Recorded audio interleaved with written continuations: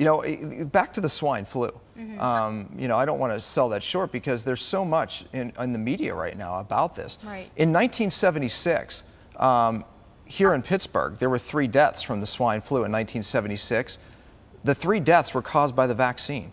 What people don't realize in 1976, millions of dollars were given, you know, were basically, you know, from the government had to be given to people because of lawsuits that they had because of the damage from the vaccines. History repeats itself. If you watch the piece, 60 Minutes in 1979 did a great piece, Mike Wallace. It's on my blog on the website. Watch it because he did a phenomenal piece showing the hype that they had. And really the hype was about getting people vaccinated. He interviewed the man who really drove the hype. And he really just tore apart the whole thing. And we see history repeating itself today. And they interviewed people who were damaged permanently from the vaccine with Guillain-Barré syndrome, which is a syndrome where literally you know, it's a neurotoxic disorder that attacks your nerve system, your circulation. And what had happened was these people, they were devastated and their lives were devastated.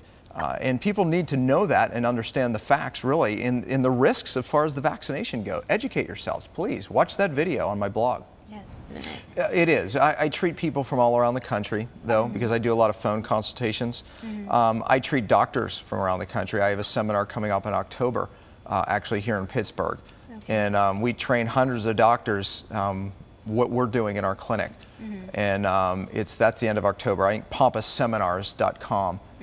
Doctors that are watching can view that. So. And I'm sure there's people out there that this might be all new to them, the whole detoxing process, and there are testimonials on your website too. Oh yeah, there? Absolutely, plenty of testimonials.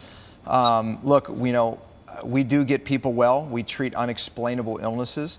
I had one, and I can tell you that I would never even be able to sit across from the patients that I do and relate to them if I hadn't suffered myself.